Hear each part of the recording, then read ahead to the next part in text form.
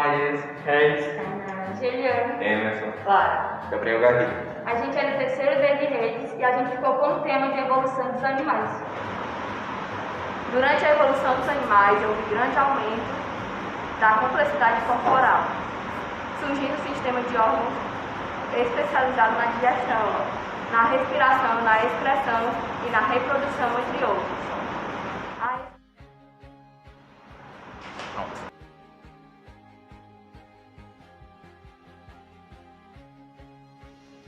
Então, agora inicialmente a gente vai ter a ajuda de uma árvore evolutiva para poder ter ideia de todo esse processo de evolução, para poder ver a evolução de todos os filos até chegar no nosso, que são os cordados.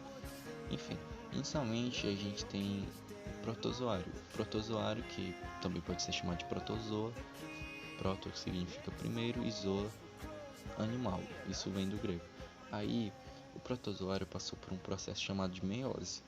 Esse processo originou um espermatozoide e um óvulo que somente se unificaram e formaram um aglomerado de células. Foram formando aglomerado de células e formaram o denominado mórula. Assim, seguindo em frente, se aglomerando cada vez mais, teve-se uma grande bola de células chamada blástula, que nesse momento criou o primeiro filo, chamado poríferos. Os poríferos, como o nome já diz, poros, cheios de poros, eles eram cheios de poros, e um bom exemplo de poríferos é de um desenho animado Bob Esponja. Na transição a gente vem para o segundo filo, que é os quinidários. Os quinidários nesse momento têm um upgrade, eles vão do blástula para a gástrula. Isso é o que? Eles criam dois folhetos embrionários, ectoderme e endoderme. Então são o primeiro a ser chamado e considerado de diblástico. Um exemplo de quinidário é a água-viva. E um fato interessante é que quinida significa urtiga. E urtiga faz o que? Queima. Que é um fato, é uma característica na verdade que é correlacionada ao fato da água-viva meio que soltar uma toxina que também queima. E às vezes dá até a impressão de choque. Nesta transição agora a gente vem para o terceiro, que são os plateumintos. Por exemplo, planários. São vermes de água doce e salgada que são considerados acelomados. Isso por quê? Porque eles não têm celoma. E nesse momento é também criado o terceiro folheto embrionário, que é a mesoderme. A mesoderme que é responsável por formar tecidos musculares, osso, enfim. E também é criado o sistema excretor. Porém, nesse momento, por conta deles serem acelomados, meio que esse sistema não funciona corretamente. Enfim, passando à frente na transição, a gente vem para os nemateumintos, que por exemplo é na lombriga. E eles são considerados pseudocelomados. Isso é o que? Pseudo, que significa falso, falsos celomados.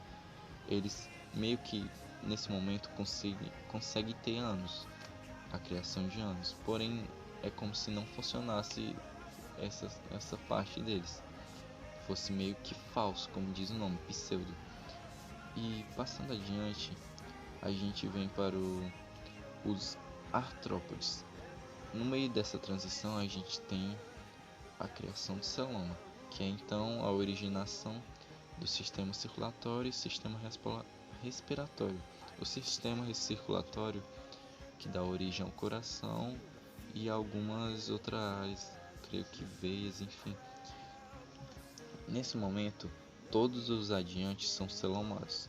E a gente agora vê nos artrópodes um exemplo é insetos como aranhas e anelídeos. A gente pode citar minhoca, molusco, pode citar caracol. E agora a gente vai para uma transição, que é para os equinodermos, que é a estrela do mar, por exemplo. A partir daí, todos os adiantes são considerados deuterostome, que tem uma criação primeiramente do ânus e depois da boca, por conta de que, pelo próprio nome, deuteres significa depois e stome, boca. Depois boca ou boca depois. Agora a gente segue em frente e chega em nós, os cordados, que pode ser também peixes, anfíbios, aves e mamíferos no geral. Nesse momento a gente tem algo que diferencia a gente, que é a notocorda, que enfim dá origem à coluna vertebral, transformando então e criando animais vertebrados.